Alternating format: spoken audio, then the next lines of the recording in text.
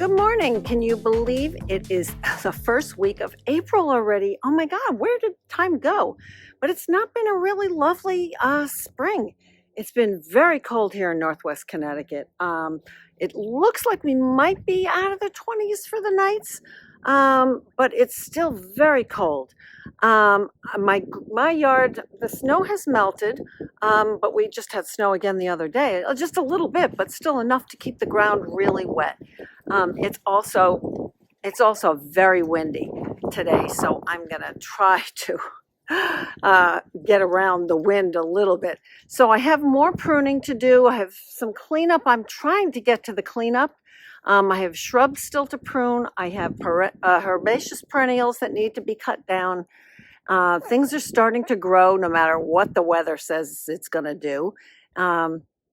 So I'm going to try and get to that today. I want to also show you a little update on where the greenhouse is going, where we've moved the little, temporary hoop house that I use, and a little update maybe on the cool flowers, and also all the plants that are growing inside. So a little bit of everything, a little bit of everything this weekend. As the week goes along, I'll see if I get out to do some more stuff, and I can keep adding to this stuff. So if you are a first-time watcher, thank you for watching. My name is Robin. I garden in Northwest Connecticut, Zone 6. And it's cold here. This is the 7th year from this garden. I started it from scratch, brand new, and you can see that. I have links to all of that. And I have videos on how I started this garden and how I actually expanded it quite a bit last year. I put in 3 new beds. So this year I'm putting in a greenhouse, and I've enlarged my raised beds. So I've raised them up a little bit. Getting older, it's harder and harder to bend down for extended periods of time. So I'll show you what's happening in the garden for 2023. So here is a quick update on what's growing inside. So I have cup and saucer vine right there. I have lots of ranunculus. Looks like I might have a good year for ranunculus. I did not have a good year last year. I put them out in the troughs and I covered them with frost cloth, but it just didn't work. So this year I'm gonna put them in containers. So I have some, let's see, we've got, what is this? Samantha double oriental rose lily. So I've got some of these guys starting to pop up. We have toucan coral coming up, and my elephant ears are all sort of starting here and there. Sweet peas, this container is going to have to go outside sooner than later, obviously, and I still have some. I have some mint that is overwintered itself. And then as far as the seeds going, we've got delphiniums, we've got some tomatoes, we've got lettuce, we've got broccoli, we've got lots of sweet williams. The stock, I actually divided the stock, so I thinned them out yesterday, so we have stock. I've got celosia. Things are finally seem to be starting to grow a little bit. So that's kind of an update on what's inside. Now for outside. So this is where my greenhouse is going to go. So I've got to pull out the Let's Dance Big Band or the new hydrangeas I put in there last year. I've got some Gora. I've got some an Olympia rose lily. I think I put some Nepeta in here. I'm not quite sure. For some reason the tag's missing. So this is a 6x8 Palram Canopia greenhouse. We're hoping to get it started this weekend. Got to finish getting the grasses cut down. I like to use a string trimmer to do that. Some of them are down, some of them aren't. The zebra grass has a really hard thing, so make sure you wear your gloves. Carl Foster was already cut down, but this zebra grass, the grass is definitely, it helps to use the trimmer for it. A bunch of the grasses we had already taken down last fall, especially this Moodry grass, it just gets all over the place if I leave it till the springtime. Here I have heavy metal grass. Gonna try and get all these things cut down. I've got Shenandoahs. I've got I can't think of the name of that one. The other thing I want to do is get this hedge of Viburnum mariaceae. Normally I would not be cutting this at all, but I do have a bunch of crossing branches. It's really starting to hang over the back of that support fence that we made. So that's a project. Next up, we did raise up the raised beds. These beds are from Gardener Supply, and I've now raised them up twice. I have my cool flowers in this one, so I can't raise this all the way up yet. We put the boards up, but I can't put the dirt in until the cool flowers are finished. I did have them covered with a frost cloth. And I've got a bunch of things growing in here. A larkspur, bachelor buttons, some feverfew. Nigella didn't do well. Garlic has definitely survived the winter. I started to uncover it a little bit. It's really packed in there with dead leaves and hay on top of it. This is my first time growing garlic, so I'm really hoping it works. The garlic was given to me by a garlic farmer friend of mine. So this is a variety called Music. And I also have in this trough, I have some strawberries. So we'll see how that works.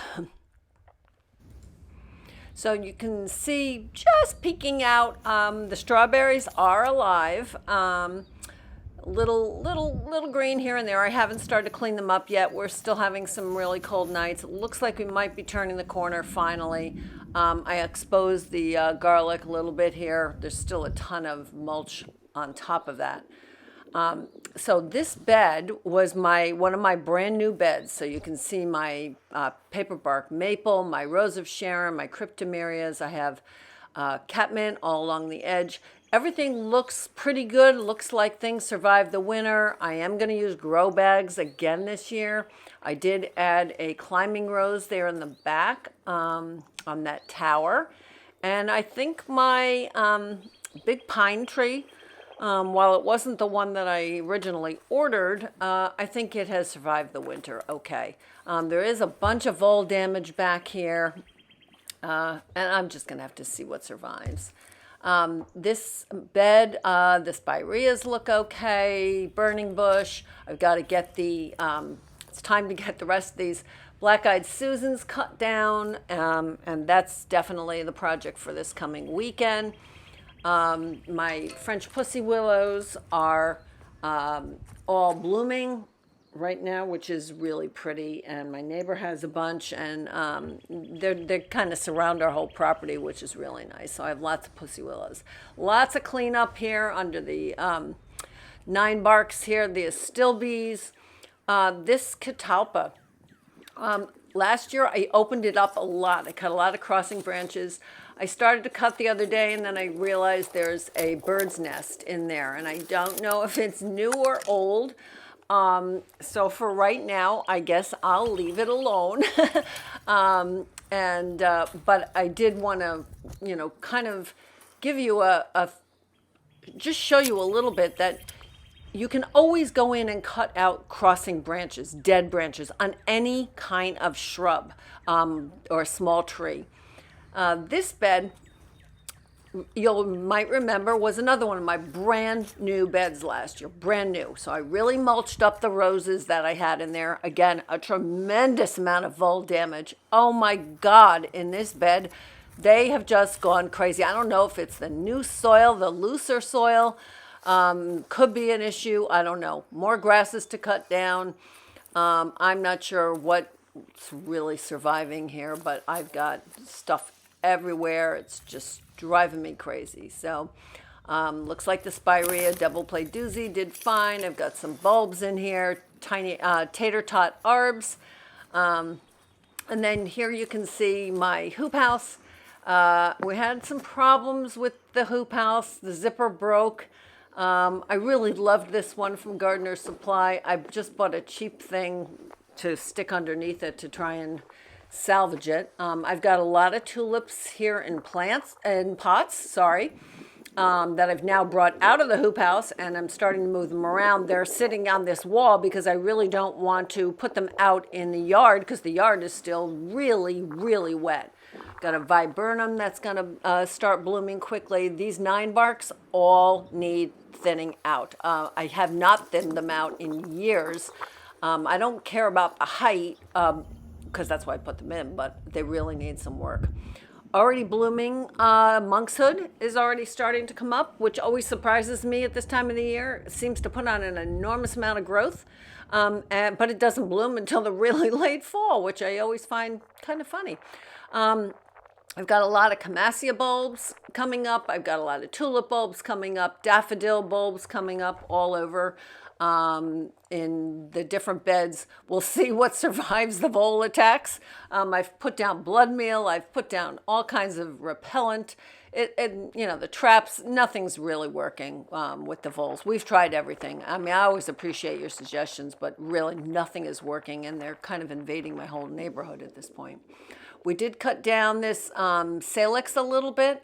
We didn't coppice it or pollard it like we did the other one the other day. But I did cut off the tips. It is growing. I mean, it is got lots of blooms on it. So I'm going to forfeit some, but you know what? I got to keep things in control height-wise. It's really pretty. I didn't want to take that one down. We did spend entire last weekend working on the red twig dogwoods, however. They really, every year they grow like crazy. And we needed to get in and start cutting down the old brown branches. You want to cut them back so you get the red branches. Finally got all the quick fires cleaned up. So those hydrangeas took them down by about a third. The other one we cleaned up is these Tough Stuff hydrangeas. I have 6 of them. I got 3 of them done that day. I don't do a lot of pruning on these, but I do cut off all the old blooms. It's easy to see where the new growth is because you can see the new buds pushing out. Of course, you can see I have not gotten any of the leaves cleaned out of there yet. So, one thing at a time. Spirea ogon is starting to get ready to bloom.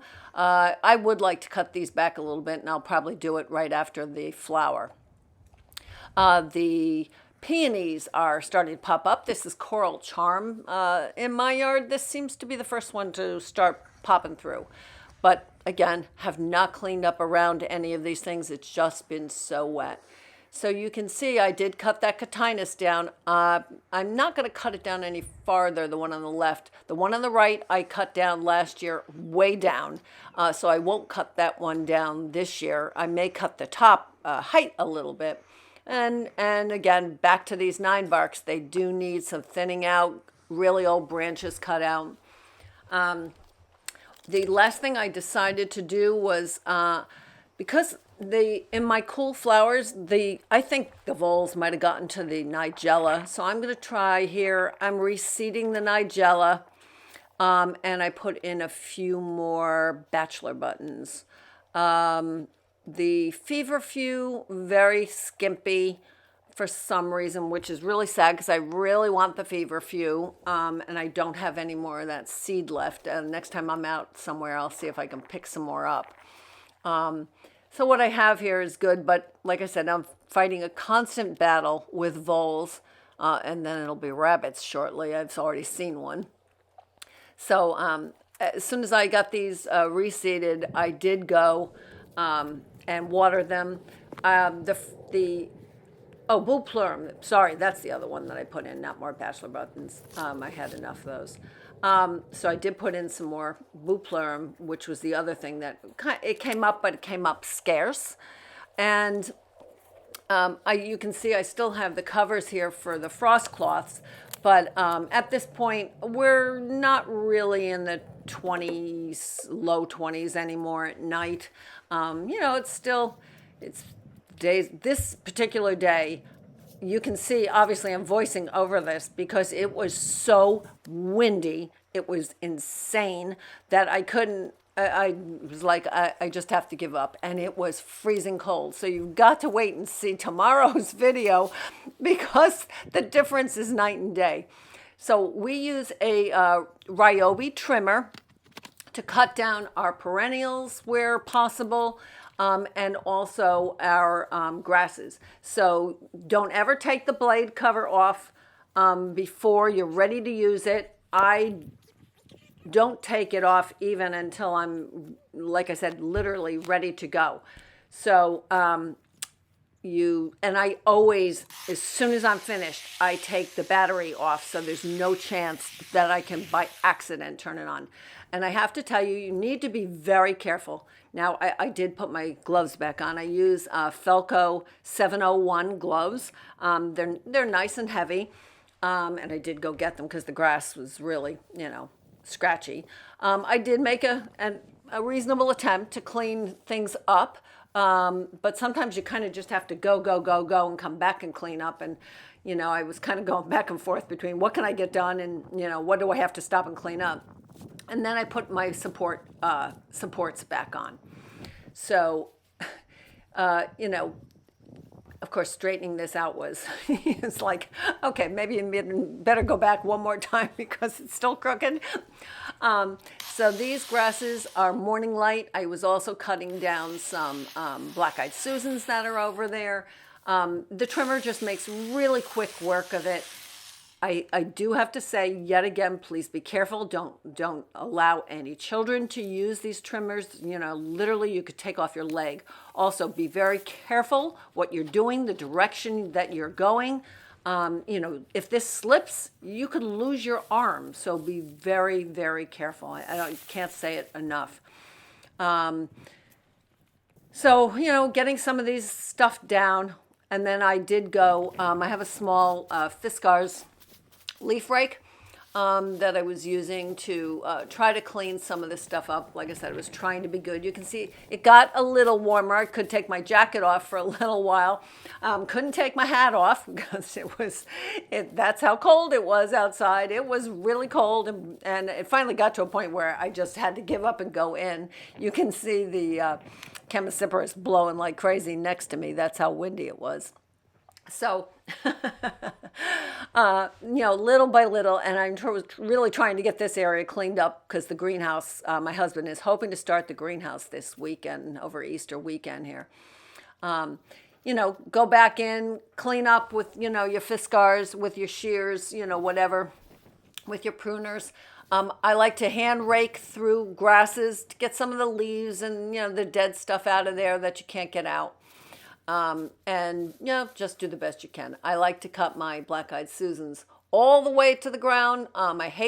Same with daisies. I hate all those little sticks sticking up. One day at a time. It is what it is. This is spring.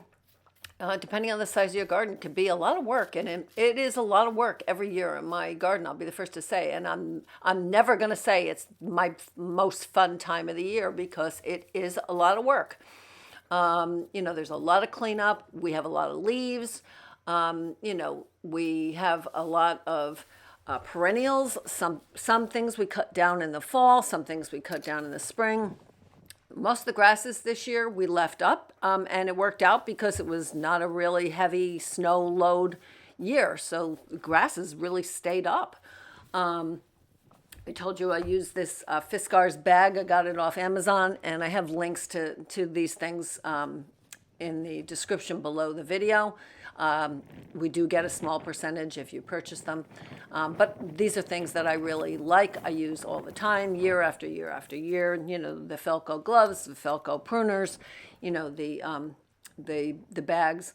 Everybody asks me about these plant supports. I buy them from a nursery in Connecticut, so I'm pretty sure they don't ship these things. Next up, you can see I went to the monster zebra grass. Those branches were so thick and hard. It took me quite a while actually. And I was working around because there were tulips coming up around this area. So I had to kind of keep sidestepping all over the place. But those things were really thick and hard. It was not so simple, you know. Then I went back in again, and I think I took the trimmer again. I have oak leaf hydrangeas to the left of them. I have spireas in front of them. So I was trying to be careful, but I was like, you know, I gotta cut these suckers down, down. But then when I went to put the support back on,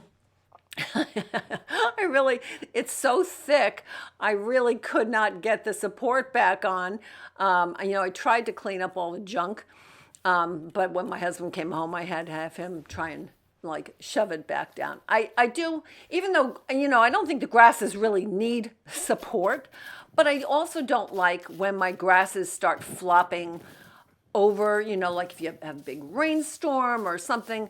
You know, I support them in a way that they can still be very natural looking and free flowing. I don't contain them inside the supports, but I do want some structure to them so they stand upright and they don't end up just flopping all over and or shading anything that's on top of them. So you can see here, I'm making a poor attempt to try to put this back on, but it really didn't work. And when my husband came home, he had to fix it. So, you know, best laid plans. So the process was the same for the rest. Next, I went to the heavy metal grass. You know, make sure you take off the supports if you're going to be using the string trimmer, and even if you're not, get things out of the way. So again, 1, 2, 3, buzz that down. Tried to get as much cleaned up as I possibly could. Did get some of the black-eyed Susans, some cone flowers cut down. I'm getting to the point, I think, where most of my perennials, I think most of the herbaceous perennials are cut down at this point. Nothing, be first to say, nothing is really cleaned up. But then I went to, you know, have other grasses. I have standing ovation. I have rushback.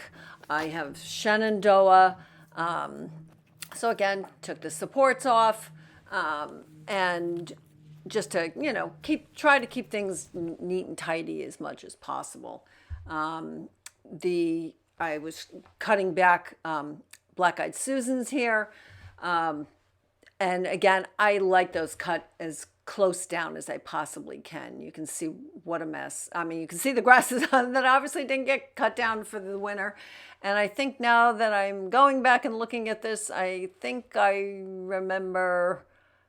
forgot a grass. I think I forgot my Carly Rose grass, which I think has to probably be done by hand. Yeah, getting down on the ground these days is not so simple. But I did get, in the last 2 days, I have gotten all the grasses cut down. So you have to make sure you watch tomorrow's video because you will not believe the change in the weather. So I was able to finish the grasses. Like I said, it got so windy this particular afternoon. I think this was Monday this week. It was so windy that I was like, this is ridiculous. I'm working against myself because, you know, like if I cut something, it's blowing all over the place. I'm trying to pick the stuff up, but I can't even get it in the bucket quick enough before it's, you know, blowing all over. And it was cold. It was really cold. So I did some cleanup. Then I proceeded to go dig out those Let's Dance Big Band hydrangeas where the greenhouse is going to go. They were way bigger than I thought they were going to be. I also pulled out some Gora. I pulled out an Oriental double rose lily. So right now, and you'll see in tomorrow's video where I potted them up temporarily. I'm going to redesign this bed, but until the greenhouse is actually in, I mean, I have some thoughts of how I'm going to reshape the front of the bed, but until it's actually done and I'm sure what has to come out, I have some daffodils to move. I think I have some new Nepeta that I put in. I think it's over here. For some reason, the tag is missing. I do have 3 Price's White coneflowers that I dug up. I also potted those up. So it, like I said, these I just put these hydrangeas in late last year. Actually, they grew way more than I thought they would have.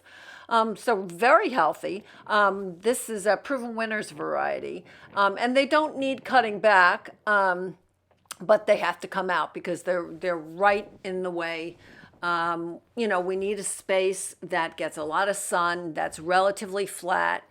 The problem we're going to have here is we're going to have some wind issues, I think, but we will tie the greenhouse down really well and we'll video that installation. So here's an overhead drone shot of what the space looks like, and then right in between where the grasses are to the right and the Wickstromia shrub that you can see, well, actually that's a chemcypris, sorry, is where the greenhouse is going to go. So we're just trying to get things cleaned out, getting all the junk out of there, and we'll be ready to go. And as soon as we start that process, we'll show you what it looks like. But this is exactly where we're trying to put this in, and I think it's going to be a good spot. It gets a lot of sun, and we just have to rework our sprinklers, unfortunately, as always. As always, thank you so much for watching. I hope some of this information is helpful to you in your garden. If you have a question, please feel free to reach out. I'm expecting today a couple of David Austin roses to show up, and I'm going to put them in some big containers I have out here. I'd love to actually have your feedback on some junipers that I have that have really not done well. And I'm seriously debating about pulling them out, but not sure what I want to put there because I do want some evergreen interest. So let me just flip this. So these 2 junipers have kind of suffered, this one and I have another one down there. They've suffered a lot of damage. They still have green growth on them, and I'm so hesitant to pull them out. I mean, I got these years ago at Home Depot. There were tiny little, shrubs that I had in containers in the garage, in the driveway. And I really haven't decided what on earth to do. I keep cutting the dead stuff off. Now when I'm standing next to it, it doesn't look as bad as it does from upstairs. So I don't know what I want to do. This is a new tower that I just got from Gardener Supply because I have a non-vining clematis called Mrs. Robert Bride, and I love it. It's got a tiny little, basically a little blue flower on it, but every year it gets taller and taller and taller than the supports I have for it. And with this hydrangea next to it, Pink Diamond, it was kind of really suffocating it, so I cut Pink Diamond down quite a bit. So we'll see if I have a little bit more room this year for this non-climbing, non-vining clematis. So as always, thank you for watching. Please subscribe, hit that like button, and I'll see you in the next video.